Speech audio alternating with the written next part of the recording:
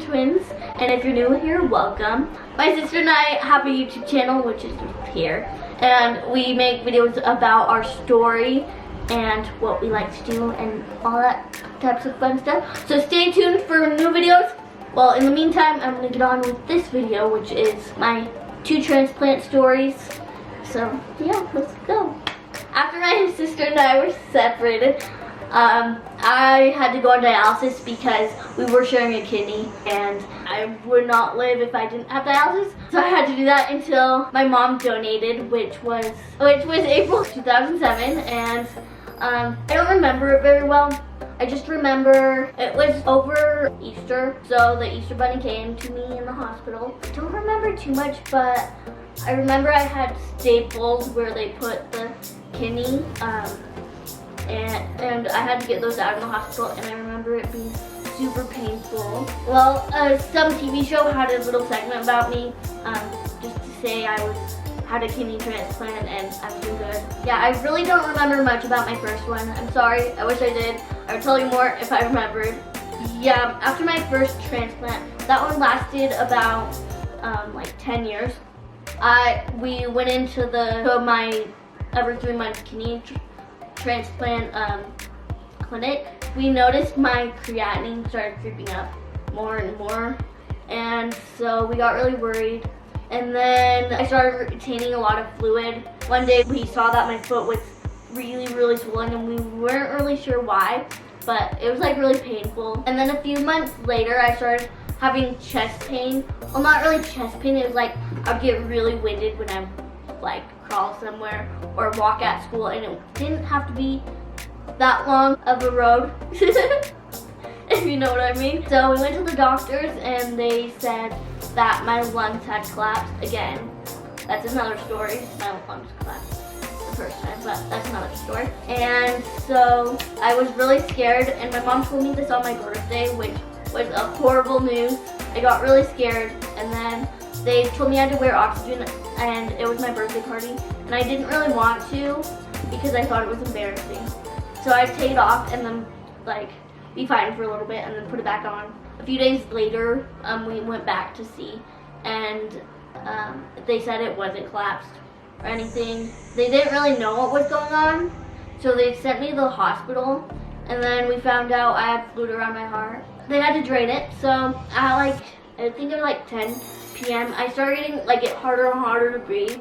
So I called my parents, and they were on FaceTime for a long time, and it kept getting harder and harder. So my dad finally came up to the hospital, and I just couldn't stand it anymore. Like, it was so hard to breathe, and they kept trying to turn up my oxygen, but it was like not working. So they rushed me into the ICU. They did an echo on my heart, which is like an ultrasound, but for a heart. And they noticed it was getting more fluid, and so they scheduled chest catheter thing for 1 a.m. But that was like a really long time. It felt forever.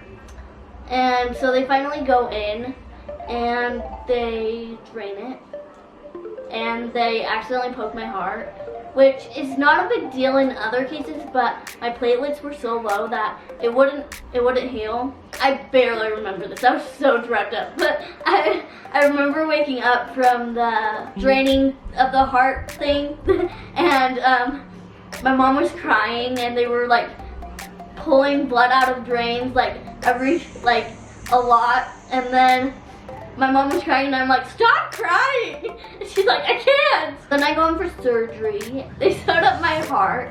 They sewed up my heart and made a little window just in case more fluid got in. In the future, it would drain. So I still have that window. So this is my heart scar.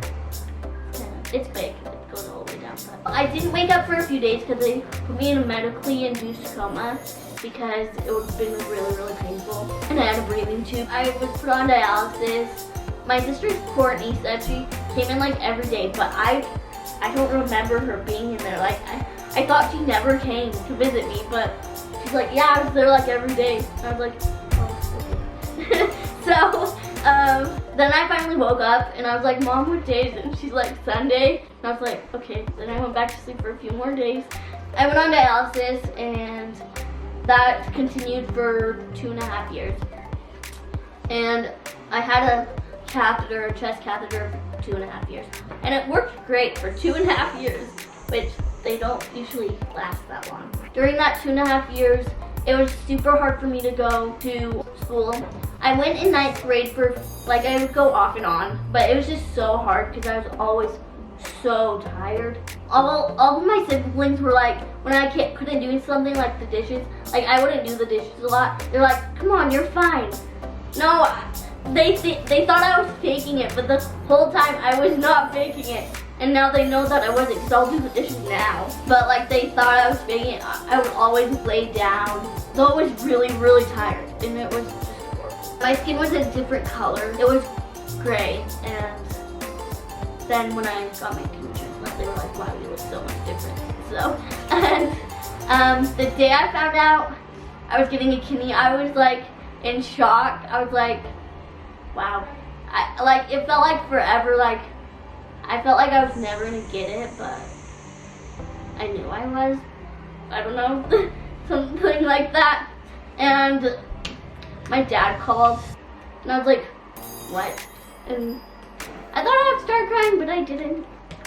So, yeah. That day, Annabelle, so I called her to tell her, and they were like, we were in a rollover accident, and I was like, okay, I'm not gonna tell you. But I was like, okay. So I hung up the phone. But then later Kendra told her, which I was supposed to tell her, but Kendra did. And yeah, so that was fun. So my second transplant, it was a roller coaster. I go in for my second transplant, and they were trying to figure out things for me. So I had to do a bladder surgery too, because I kept getting UTIs, and so they had to figure out that. And they had to do my kidney transplant. So they did that. So my surgery was 8 hours long. They did some bladder reconstruction and my kidney transplant, which took a long time. And there were 3 main doctors, a urologist, transplant doctor, and a general doctor. I had a hernia too. I forgot about that. After the surgery, I went to the ICU, and I had an arterial line and a feeding tube, but it wasn't really a feeding tube. It's just to put medicines in, and they had to suck stuff out of my stomach too. The arterial line took blood pressure, and then I could also get pain medicine through it. So I would get really, really thirsty, and they wouldn't let me eat or drink anything as my intestines were moved around. So they wanted to be cautious about that. Also, from the pain medicine with the arterial line, I kept getting really itchy, and they couldn't figure anything out about that. I finally got out of the ICU after about a week, and I went to the main floor. I had a catheter in my bladder because they had to track how much urine I would get out, because it was new to me, so they wanted to see how well it worked. I got that out, and I was doing good for about a day. And then my stomach started hurting really bad, and we figured out it was my bladder was leaking into my abdomen, so I had to get the thing put back in.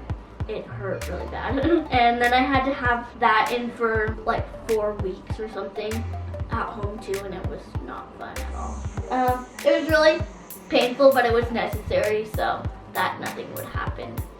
And then about a month after my transplant, it shouldn't have been a month, but it was, I got my dialysis catheter out, which was great because it was really weird not having it. Like, I had it for so long. And yeah, that's the story of my first and leading up to my second kidney transplant. Give this video a like if you enjoyed it, and comment any questions you have about this topic. Click here to subscribe. Click here to see our last video. Click here for